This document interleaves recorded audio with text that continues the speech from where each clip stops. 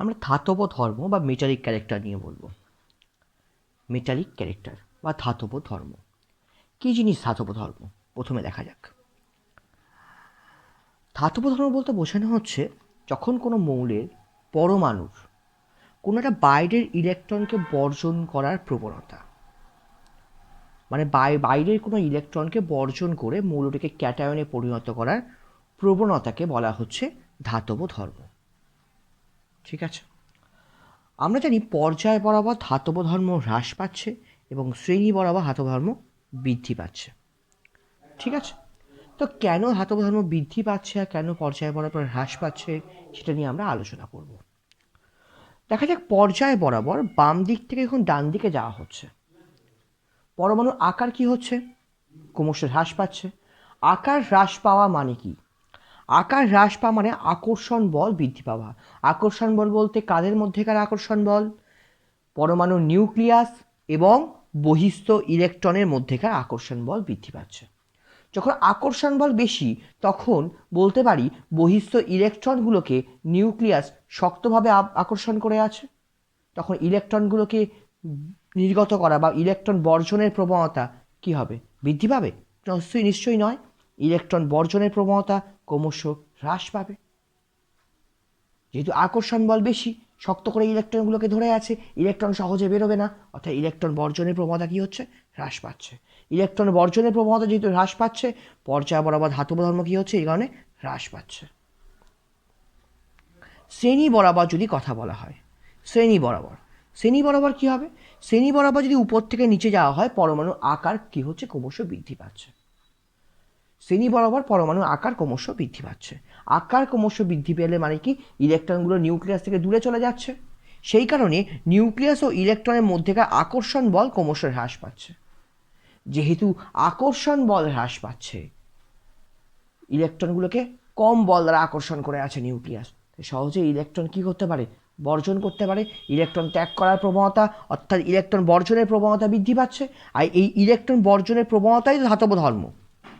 Electron বর্জন করে ক্যাটায়নে পরিণত করার যে ধর্মটা, সেটাকেই তো ধাতব ধর্ম বলা হচ্ছে। অর্থাৎ যেহেতু এই শ্রেণী বরাবর ইলেকট্রন বর্জনের প্রবণতা বৃদ্ধি পাচ্ছে, সেই কারণে আমি বলতে পারি ধাতব ধর্ম শ্রেণী বরাবর বৃদ্ধি পাচ্ছে। ঠিক আছে, ওকে। এই ধাতব ধর্মের রেসপেক্টে আমরা মৌলের অক্সাইডগুলোর আম্লিকতা এবং ক্ষারকীয়তা বিচার করতে পারি। কিভাবে বিচার করব দেখা যাক। ধরে নেওয়া যাক কোনো মৌলের ধাতব ধর্ম বেশি। কোনো মৌলের ধাতব ধর্ম বেশি মানে কি? সেই মৌলটা উচ্চ তড়িৎ ধনাত্মক মৌল, উচ্চ তড়িৎ ধনাত্মক মৌল মানে electro positive, highly electro positive element. ঠিক আছে, যেই হাইলি ইলেকট্রো পজিটিভ এলিমেন্ট হবে সেই মৌলগুলি অক্সাইড কি হবে? ক্ষারীয় প্রকৃতির, বেসিক ইন নেচার। ঠিক আছে, ক্ষারীয় প্রকৃতির হবে। আর যদি মৌলের ধাতব ধর্ম কম হয়, ধাতব ধর্ম কম মানে কি? অধাতব ধর্ম বেশি। অর্থাৎ অধাতব ধর্ম বেশি হওয়ার ফলে মৌলটা কি হচ্ছে? উচ্চ তড়িৎ ঋণাত্মক মৌল, অর্থাৎ মৌলগুলি অক্সাইড কি হবে? আম্লিক প্রকৃতির। আর এক কথা যদি বলতে হয়, যে কোনো মৌলের যদি ধাতব ধর্ম বেশি হয় তাহলে সেই মৌলের অক্সাইড কি হবে? ক্ষারীয় প্রকৃতির। ধাতব ধর্ম বেশি হলে মৌলের অক্সাইড কি হবে? ক্ষারীয় প্রকৃতির। আর ধাতব ধর্ম কম হলে মৌলের অক্সাইড কি হবে? আম্লিক প্রকৃতির। একটা এক্সাম্পল দিয়ে দেখা যাক। একটা এক্সাম্পল দিই, দেখো, লক্ষ্য করো। Sodium, magnesium, aluminium, silicon, phosphorus, sulphur, chlorine পর্যায় বরাবর রয়েছে। যেহেতু পর্যায় বরাবর রয়েছে, তাহলে পর্যায় বরাবর কি হচ্ছে? ধাতব ধর্ম। পর্যায় বরাবর ধাতব ধর্ম ক্রমশ হ্রাস পাচ্ছে। পর্যায় বরাবর ধাতব ধর্ম হ্রাস পাচ্ছে। সোডিয়ামের ধাতব ধর্ম সবচেয়ে বেশি, তাই জন্য এর অক্সাইডটি কী হবে? তীব্র ক্ষারীয়। সোডিয়াম অপেক্ষা ম্যাগনেসিয়ামের ধাতব ধর্ম কী হচ্ছে? কমছে, এই জন্য তার অক্সাইডটি কী হবে? ক্ষারীয়, মানে ক্ষারকীয়তাও কমছে। ম্যাগনেসিয়াম অপেক্ষা অ্যালুমিনিয়ামের ধাতব ধর্ম আরেকটু কম, সেই কারণে তার অক্সাইডটা কী হবে? উভধর্মী প্রকৃতির, উভধর্মী। ঠিক আছে, অ্যালুমিনিয়াম অপেক্ষা সিলিকনের ধাতব ধর্ম আরও কম, অধাতব ধর্ম বেশি হচ্ছে এখানে। অর্থাৎ সেটি কি হচ্ছে, আম্লিক প্রকৃতি হয়ে যাচ্ছে। ক্ষারীয় আর নয়, এক ক্ষারীয়তা কমতে কমতে এবার কি হচ্ছে, আম্লিক হচ্ছে, মৃদু আম্লিক। সিলিকন অপেক্ষা ফসফরাস ধাতব ধর্ম আরও কম, মানে অধাতব ধর্ম একটু হলেও বেশি, আম্লিক। ফসফরাস অপেক্ষা সালফারের ধাতব ধর্ম আরও কম, তীব্র আম্লিক। সালফারের অক্সাইডে তীব্র আম্লিক। ক্লোরিনের ধাতব ধর্ম সবচেয়ে কম, অর্থাৎ এর অক্সাইডটা কী হবে, অতি তীব্র আম্লিক। অর্থাৎ এক কথায় বলা যায় যে এই যে সিরিজটা দেখলাম, মানে পর্যায় বরাবর যে মৌলগুলো দেখলাম, তার মধ্যে সবচেয়ে ধাতব ধর্ম বেশি কোথায়, সোডিয়ামে। ধাতব ধর্ম বেশি হওয়ার জন্য মৌলটির অক্সাইডটি কীরকম হবে, তীব্র ক্ষারীয়। সবচেয়ে ধাতব ধর্ম কম কোথায়, ক্লোরিনের। অর্থাৎ ধাতব ধর্ম ক্লোরিনের সব থেকে কম, মানে অধাতব ধর্ম সব থেকে বেশি ক্লোরিনে, অর্থাৎ তার অক্সাইডটা কী হবে, অতি তীব্র আম্লিক। বুঝতে পেরেছি? সহজ ব্যাপার, সমস্যার কিছু নেই। তাহলে এবার আমরা ধাতব ধর্ম নিয়ে আমরা আলোচনা করে ফেললাম। এবার যেটা আলোচনা করব সেটা হচ্ছে আয়ন বিভব। আয়ন বিভব বা আয়োনাইজেশন পোটেনশিয়াল। একে আয়োনাইজেশন এনার্জি বা আয়োনাইজেশন এনথালপিও বলা হয়। সংক্ষেপে একে আইপি বা আইই দ্বারাও চিহ্নিত করা হয়। ঠিক আছে, এবার আমরা যেটা বলবো আয়নন বিভব সম্পর্কে আলোচনা করব। দেখা যাক। প্রথমে কথা হচ্ছে আয়নন বিভবের ডেফিনেশন আমরা জানব। কোনো মৌল যেটা ভূমিস্তরে বা সর্বনিম্ন শক্তি স্তরে আছে, এমন একটা মৌলে কোনো গ্যাসীয় পরমাণুর যোজ্যতা ইলেকট্রন, মানে যোজ্যতা ইলেকট্রন মানে কি, বাইরের কোনো ইলেকট্রনকে বর্জন করে পরমাণুটিকে ক্যাটায়নে পরিণত করার জন্য যে পরিমাণ শক্তির প্রয়োজন হয়, সেটাই হচ্ছে আয়নায়ন বিভব। ধাতব ধর্ম আর আয়নায়ন বিভবকে গুলিয়ে ফেলার কোনো কারণ নেই। ধাতব ধর্মটাও ইলেকট্রন বের করছে, আয়নন বিভবও ইলেকট্রন বের হচ্ছে, দুটোতেই বহিস্থ ইলেকট্রন বেরোচ্ছে। কিন্তু মজার ব্যাপার হচ্ছে ধাতব ধর্মে বা বহিস্থ ইলেকট্রন বেরোবার প্রবণতা, আর আয়নন বিভব মানে কি, বহিস্থ ইলেকট্রনকে বের করার জন্য প্রয়োজনীয় শক্তি। দুটো এক জিনিস নয়। একটা হচ্ছে বহিস্থ ইলেকট্রন বেরোবার প্রবণতা বা বর্জন করার প্রবণতা, আর একটা হচ্ছে বহিস্থ ইলেকট্রনকে বের করার জন্য প্রয়োজনীয় শক্তি। ঠিক আছে, এবার দেখা যাক। ধরো কোনো একটা ধাতু আছে, সেটা এম ধরলাম গ্যাসীয় অবস্থায়, কোনো মৌলও ধরতে পারি, না বলে কোনো মৌল। এখন এই মৌলটা একটা ইলেকট্রন বর্জন করে কি হবে, এম কি করছে, একটা ইলেকট্রন বর্জন করে এম প্লাসে পরিণত হচ্ছে। এম প্লাস প্লাস ইলেকট্রন, একটা ইলেকট্রনকে বর্জন করে দিয়েছে এম থেকে। এর জন্য একটা শক্তির প্রয়োজন, হয়তো শক্তিকে আমি I1 ধরলাম। প্রথম ইলেকট্রন বর্জন করার জন্য প্রয়োজনীয় শক্তি, সেটাকে I1, যাকে আমরা বলতে পারি I1 মানে কি, প্রথম আয়নন বিভব। ঠিক আছে, এখন এই এম প্লাস থেকে আবার একটা ইলেকট্রন বর্জন করা হচ্ছে। এম প্লাস থেকে একটা ইলেকট্রন বর্জন করলে কি হবে, আরেকটা ইলেকট্রন কমে গেছে, তাই M2 প্লাস হয়ে যাবে। M2 প্লাস প্লাস ইলেকট্রন, একটা ইলেকট্রন আরেকটা ইলেকট্রন বর্জন করা হয়েছে। তার জন্য যে প্রয়োজনীয় শক্তি, সেকে বলা হচ্ছে I2, তাকে বলা হচ্ছে দ্বিতীয় আয়নন বিভব। প্রথম আয়নন বিভব হচ্ছে কোনো মৌলের প্রথম ইলেকট্রন, মানে প্রথম ইলেকট্রনকে বর্জন করার জন্য প্রয়োজনীয় শক্তি। আর I2 কি না, দ্বিতীয় আয়নন বিভব, সেটা হচ্ছে পরমাণুটির দ্বিতীয় ইলেকট্রনকে বর্জন করা। প্রথম ইলেকট্রন বর্জন করা হয়ে গেছে, তারপর দ্বিতীয় ইলেকট্রনকে বর্জন করার জন্য প্রয়োজনীয় শক্তি, যেটা বলা হচ্ছে দ্বিতীয় আয়নন বিভব। এখন বলা হচ্ছে I2 গ্রেটার দ্যান I1, মানে দ্বিতীয় আয়নন বিভবের মান অলওয়েজ প্রথম আয়নন বিভবের তুলনায় বেশি হবে। এখন কথা হচ্ছে কেন বেশি হবে কেন? কারণ লক্ষ্য করা যাক, যখন এম একটা মৌল ছিল, তখন তার প্রোটন সংখ্যা এবং ইলেকট্রন সংখ্যা দুটোই সমান ছিল। প্রোটন সংখ্যা বা ইলেকট্রন সংখ্যা দুটোই সমান ছিল। সে সমসংখ্যক ইলেকট্রনকে সমসংখ্যক প্রোটন দ্বারা আকর্ষণ করছিল। এখন একটা ইলেকট্রন বর্জন করা হয়েছে। ইলেকট্রন বর্জন করা হলে কি হয়েছে, ইলেকট্রন সংখ্যা কমে গেছে, প্রোটন সংখ্যা কিন্তু সেম রয়েছে। তাহলে এই যে এম প্লাস মৌলটায় কি হয়েছে, ইলেকট্রন সংখ্যা কম, প্রোটন সংখ্যা বেশি। তাহলে এর ক্ষেত্রে আকর্ষণ বল আরও বেশি বাড়বে। কারণ ধরে নাও আগে পাঁচটা প্রোটন 5টা ইলেকট্রনকে আকর্ষণ করছিল, 5টা ইলেকট্রনকে আকর্ষণ করছিল এই এম গ্যাসের ক্ষেত্রে, এই মৌলটার ক্ষেত্রে। ঠিক আছে, এখন একটা ইলেকট্রন বের করা হয়ে গেছে, এখন ইলেকট্রন সংখ্যা কমে গেছে। ইলেকট্রন সংখ্যা কত হয়েছে, 4টে। প্রোটন সংখ্যা কত আছে, 5টাই। তাহলে এখন এই 5টা প্রোটন 4টে ইলেকট্রনকে আকর্ষণ করবে। আগে 5টা প্রোটন 5টা ইলেকট্রনকে আকর্ষণ করছিল, আর এখানে 5টা প্রোটন 4টে ইলেকট্রনকে আকর্ষণ বলটাও কী হবে, বাড়বে এম প্লাসের ক্ষেত্রে, কারণ এখানে 5টা প্রোটন 4টে ইলেকট্রনকে আকর্ষণ করছে। আমি একটা এক্সাম্পল দিয়ে বলছি, 5টা প্রোটন 5টা ইলেকট্রন, জাস্ট এক্সাম্পল। ঠিক আছে, তাহলে নিশ্চয়ই ইলেকট্রন সংখ্যা কমে যাওয়ার জন্য এখন কী হবে, আকর্ষণ বল বৃদ্ধি পেয়েছে। যেহেতু আকর্ষণ বল বৃদ্ধি পেয়েছে, তাহলে সেই বহিস্থ ইলেকট্রনদেরকে নির্গত করার জন্য প্রয়োজনীয় শক্তির পরিমাণও কী হবে, বেশি হবে। অর্থাৎ সেই কারণে I1-এ যে পরিমাণ শক্তি লাগছিল I2-তে শক্তির পরিমাণ নিশ্চয়ই বেশি হবে। অর্থাৎ সেই কারণে দ্বিতীয় আয়নন বিভবের মান অনেকটা বেশি, কার থেকে, প্রথম আয়নন বিভবের তুলনায়। ঠিক আছে, এর একক কী, এর একক হচ্ছে ইলেকট্রন ভোল্ট। ইলেকট্রন ভোল্ট, আয়নন বিভবের একক হচ্ছে ইলেকট্রন ভোল্ট পার অ্যাটম, অথবা ইলেকট্রন বলা যায় একক কিলো ক্যালোরি পার মোল বা কিলো জুল পার মোল। ঠিক আছে, তাহলে আয়নন বিভব কী জিনিস বোঝা গেছে। আর একটা জিনিস কি বলেছি, দ্বিতীয় আয়নন বিভবের মান প্রথম আয়নন বিভবের মান অপেক্ষা বেশি হবে।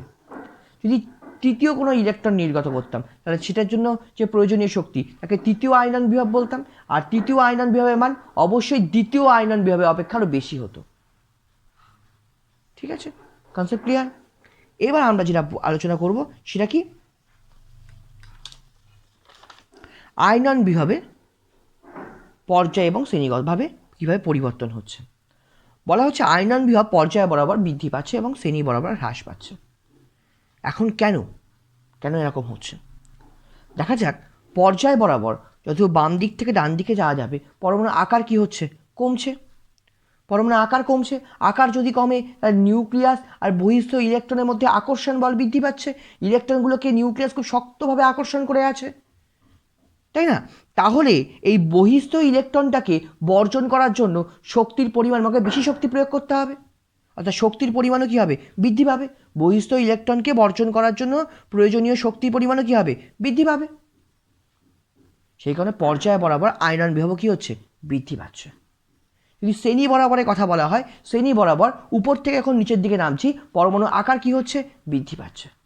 পরমাণু আকার বৃদ্ধি পাচ্ছে মানে কি, বহিস্থ ইলেকট্রন নিউক্লিয়াস থেকে দূরে চলে যাচ্ছে, আকর্ষণ বল কী হচ্ছে, কমে যাচ্ছে। আকর্ষণ বল নিউক্লিয়াস ও বহিস্থ ইলেকট্রনের মধ্যেকার আকর্ষণ বল কমে যাচ্ছে। যেহেতু আকর্ষণ বল কমে যাচ্ছে, সেই কারণে বহিস্থ ইলেকট্রনকে বর্জন করার জন্য প্রয়োজনীয় শক্তি কম হবে, কম বল দ্বারা আকর্ষণ করছে, সেই কারণে ইলেকট্রনকে সহজেই বর্জন করা যাবে কম শক্তি প্রয়োগ করে। সেই জন্য বলা হচ্ছে বহিস্থ ইলেকট্রনকে বর্জন করার জন্য প্রয়োজনীয় শক্তির পরিমাণ ক্রমশ হ্রাস পেয়ে থাকছে। অর্থাৎ শ্রেণী বরাবর যত নামা হচ্ছে, আয়নন বিভব হ্রাস পাচ্ছে। আর কেন বৃদ্ধি পাচ্ছে আর কেন হ্রাস পাচ্ছে, এটাও আশা করি ক্লিয়ার, বুঝতে পেরেছি। এইবার যেটা আমি কটা অ্যাপ্লিকেশন বা এক্সেপশনাল কেস যাই বলো সেটা নিয়ে আলোচনা করব। দেখা যাক, ধরো নাইট্রোজেন আর অক্সিজেন রয়েছে, এদের আয়নন বিভব তুলনা করতে হবে। এখন দেখো নাইট্রোজেনের অবস্থান কোথায়, নাইট্রোজেন তারপরে অক্সিজেন পর্যায় বরাবর তো আয়নন বিভব বৃদ্ধি পাচ্ছে। তোমরা এক কথা দেখে বলবে নাইট্রোজেন অক্সিজেনের মধ্যে অক্সিজেনের আয়নন বিভব নিঃসন্দেহে বেশি, কারণ পর্যায় বরাবর আয়নন বিভব বৃদ্ধি পাচ্ছে। এ কথা লিখলে শূন্য দেওয়া হবে। কারণ কি না, পর্যায় বরাবর আয়নন বিভব বেশি, ঠিক কথা, কিন্তু নাইট্রোজেনের বহিস্থ কক্ষে ইলেকট্রন বিন্যাস যদি দেখা হয়, নাইট্রোজেনের বহিস্থ কক্ষে ইলেকট্রন বিন্যাস দেখালে কথা হবে 2s2 2p3, অক্সিজেনে 2s2 2p4। ঠিক আছে, অর্থাৎ নাইট্রোজেন 2s2 2p3, অর্থাৎ পি উপকক্ষটা অর্ধেক পূর্ণ। আমরা বলেছি যখন সম্পূর্ণ পূর্ণ বা অর্ধেক পূর্ণ হয় তখন তার কি হয়, ইলেকট্রন বিন্যাসটা স্থায়ী হয়, সুস্থিত হয়। অর্থাৎ নাইট্রোজেনের ইলেকট্রন বিন্যাসটা স্থায়ী, কম্পারেটিভলি অক্সিজেনের ইলেকট্রন বিন্যাস দেখো অস্থায়ী। এবার যদি নাইট্রোজেন থেকে একটা ইলেকট্রন বর্জন করতে হয়, তাহলে সে কি হবে, অস্থায়ী ইলেকট্রন বিন্যাস হয়ে যাবে না, 2p2 হয়ে যাবে, অস্থায়ী ইলেকট্রন বিন্যাস হয়ে যাবে। সে যখন নাইট্রোজেন চাইবে তার স্থায়িত্ব যেখানে বেশি সেখানে সে থাকতে চাইবে, তো সে চাইবে যে অস্থায়ী হয়ে যেতে, সহজে কখনোই চাইবে না। তখন সে কী করবে, সহজে ইলেকট্রন বের করতে চাইবে না, তাই আমাকে এই নাইট্রোজেন থেকে ইলেকট্রন বের করার জন্য অনেক বেশি পরিমাণ শক্তি প্রয়োগ করতে হবে। ঠিক আছে, অপরদিকে অক্সিজেনের ক্ষেত্রে, অক্সিজেনে কি 2s2 2p4, এখানে কি ইলেকট্রন বিন্যাসটা অস্থায়ী, তাই এখান থেকে যদি একটা ইলেকট্রন বের করে নেওয়া হয় তাই 2s2 2p3 হবে, যেটা স্থায়ী হবে। অর্থাৎ অক্সিজেন কি চাইবে, সহজেই ইলেকট্রন ত্যাগ করতে চাইবে, কারণ সেটা একটা ইলেকট্রন বর্জন করলে সেটা স্থায়ী ইলেকট্রন বিন্যাস হয়ে যাবে। অর্থাৎ সেই কারণে অক্সিজেনে ইলেকট্রন বর্জন করতে অপেক্ষাকৃত কম পরিমাণ শক্তি প্রয়োগ করতে হয়, কারণ অক্সিজেনে বর্তমান ইলেকট্রন বিন্যাসটা অস্থায়ী। যদি একটা ইলেকট্রন বর্জন করে তাহলে সে স্থায়ী হবে। সেই কারণে এই অক্সিজেনের ক্ষেত্রে ইলেকট্রন বর্জন করতে অপেক্ষাকৃত কম শক্তির প্রয়োজন হবে। কিন্তু নাইট্রোজেনের ক্ষেত্রে নাইট্রোজেনের ইলেকট্রন বিন্যাসটা স্থায়ী। যদি একটা ইলেকট্রন বর্জন করা হয় তাহলে সেটা অস্থায়ী হয়ে যাবে। সেই কারণে নাইট্রোজেনের ইলেকট্রন বর্জন করতে অপেক্ষাকৃত বেশি শক্তির প্রয়োজন হবে।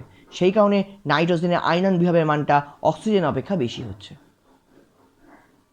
ঠিক আছে, অক্সিজেনে কিন্তু বেশি নয়, নাইট্রোজেনে বেশি। কারণটা বোঝা গেছে? ওকে, এবার যেটা আমরা আলোচনা করব সেটা কি না, নিষ্ক্রিয় গ্যাসের আয়নন বিভব। নিষ্ক্রিয় গ্যাসের আয়নন বিভব বেশি কিন্তু ক্ষার ধাতুর কম হয়। নিষ্ক্রিয় গ্যাসের মানে কি? নিষ্ক্রিয় গ্যাস বলতে কী বোঝায়? গ্রুপ 18-এর এলিমেন্টগুলো, অর্থাৎ যেখানে সুস্থিত ইলেকট্রন বিন্যাস বর্তমান। নিষ্ক্রিয় গ্যাসে ইলেকট্রন বিন্যাস করে দেখা যায় কি, সাধারণ ইলেকট্রন বিন্যাস করছে NH2NP6, NH2NP6 বহিস্থ কক্ষে ইলেকট্রন বিন্যাস, সাধারণ ইলেকট্রন বিন্যাস। অর্থাৎ কি, ইলেকট্রন বিন্যাসটা কি? সুস্থিত। যেহেতু ইলেকট্রন বিন্যাস সুস্থিত, যদি এখান থেকে একটা ইলেকট্রন বর্জন করে তাহলে কী হবে? তার স্থায়িত্ব নষ্ট হয়ে যাবে। নিষ্ক্রিয় গ্যাস কখনো চাইবে যে ইলেকট্রন সহজে বর্জন করে দিয়ে তার স্থায়িত্ব নষ্ট করতে? কেউ কখনো চায়? নিষ্ক্রিয় গ্যাসও চাইবে না। সেই কারণে জোর করে ইলেকট্রনকে বর্জন করতে হবে, অনেক বেশি পরিমাণে শক্তি প্রয়োগ করতে হবে। যেহেতু বেশি পরিমাণ শক্তি প্রয়োগ করে ইলেকট্রনটাকে বর্জন করছি, সেই কারণে নিষ্ক্রিয় গ্যাসের আয়নন বিভবের মান কী হচ্ছে? বেশি হয়ে যাচ্ছে।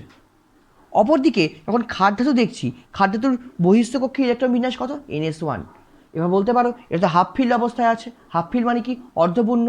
এসের দুটো ইলেকট্রন থাকে, একটা আছে আর অর্ধপূর্ণ। হ্যাঁ, অর্ধপূর্ণ। যদি একটি ইলেকট্রন বর্জন করে তাহলে আগের যে কক্ষগুলো রয়েছে সেগুলো তো ভর্তি রয়েছে। আগের যে কক্ষগুলো রয়েছে সেগুলো তো ভর্তি। অর্থাৎ যদি এই NS থেকে একটা ইলেকট্রন বর্জন করে নেয় তাহলে আমি আগের যে ইলেকট্রন বিন্যাসটা আছে, আগের যে কক্ষগুলো রয়েছে সেগুলো ভর্তি। অর্থাৎ বলতে পারি সে নিষ্ক্রিয় গ্যাসের মতো সুস্থিত ইলেকট্রন বিন্যাস লাভ করছে, আরও বেশি সুস্থিত হচ্ছে। যদি এখান থেকে একটা ইলেকট্রন বর্জন করে নেওয়া হয় তাহলে সেটা কী হচ্ছে? আরও বেশি সুস্থিত হচ্ছে, নিষ্ক্রিয় গ্যাসের মতো সুস্থিত ইলেকট্রন বিন্যাস লাভ করছে। অর্থাৎ ইলেকট্রন বর্জন করার জন্য এক্ষেত্রে শক্তির পরিমাণ অনেকটা কম হচ্ছে। ঠিক আছে, অর্থাৎ এখান থেকে কী বোঝা যাচ্ছে? নিষ্ক্রিয় গ্যাসের ক্ষেত্রে আমরা বলতে পারি আয়নন বিভবের মান অনেক বেশি, কিন্তু ক্ষার ধাতুর ক্ষেত্রে আয়নন বিভবের মান কি? অনেক কম। এই হচ্ছে আয়নন বিভবের ক্ষেত্রে অ্যাপ্লিকেশন। ঠিক আছে, আর একটা তোমরা নিজেরা চেষ্টা করবে, এটা হচ্ছে বেরিলিয়াম আর বোরন। বেরিলিয়াম আর বোরনের ক্ষেত্রে আয়নন বিভবে কম্প্যারিজন করবে, কার বেশি কার কম। ঠিক আছে, এর পরবর্তী ক্ষেত্রে আমরা জারণ বিজারণ ধর্ম, তড়িৎ ঋণাত্মকতা এবং ইলেকট্রন আসক্তি, কর্ণ সম্পর্ক, এগুলো নিয়ে আলোচনা করব। ঠিক আছে, আজকে এই পর্যন্তই।